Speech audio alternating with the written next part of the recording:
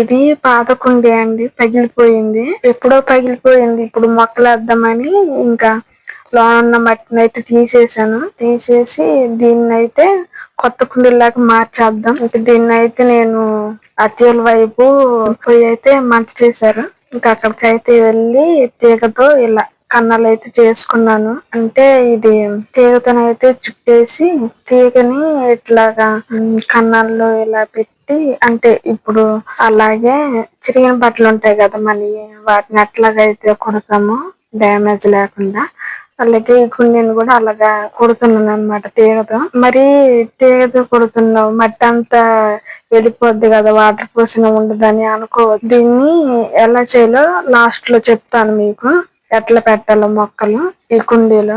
ఇంకా దీన్ని అయితే ఇలా ఈ విధంగా అయితే కుట్టేస్తున్నాను. దీన్ని కుట్టడానికి అయితే చాలా టైం పట్టిందండి, ఎందుకంటే తీగ నాకు సరిగ్గా చుట్టడం రావట్లేదు. మా వారు కూడా లేరు ఇంకా చుట్టుపిద్దామంటే. ఇంకా అలాగైతే తీగ అయితే చుట్టేసాను. ఇంకా దానికోసం మళ్ళీ కటింగ్ ప్లేయర్ కూడా తీసుకొచ్చాను. కటింగ్ ప్లేయర్ తీసుకొచ్చిన తర్వాత ఇంకా అలాగైతే చుట్టేసాను.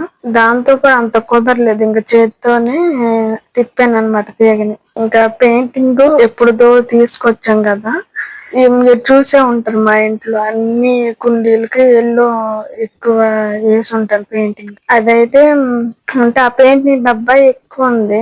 ఇది తులసి కోటకి వెయ్యాలి ఎల్లో కలర్ అని అప్పుడు మా వారైతే తీసుకురమ్మంటే ఎల్లో కలర్ పెద్ద డబ్బా తీసుకొచ్చారు. ఇంకా అదైతే అలా మిగిలిపోయింది కదా, వేస్ట్ చేయడం ఎందుకు, అలా ఉన్న ఆరిపోతుంది కండి, ఆరిపోద్దని ఇంకా ఇలాగ కుండీలకైతే వాడుతున్నాను, కుండీలకి వేస్తున్నాను. అంటే తిక్కుగా కుండీలు ఇలా ఎదరు ఉన్నాయి కదా, అలా తిక్కుగా కనిపిస్తే నేను వాటికి మెయిన్ కుండీలు కొంచెం కలర్ షేడ్ వచ్చేసి వైట్ గా అయిపోతే ఇంకా వాటికైతే ఇలాగా పెయింటింగ్ అయితే వేస్తాను. దీనికి కూడా అలాగే పెయింటింగ్ వేస్తున్నాను. చాలా బాగా కొత్తగా అనిపించింది. దీన్ని ఏమి వాష్ అయితే చేయలేదు, ఇంకా నార్మల్ గా అలాగే ఉండింది.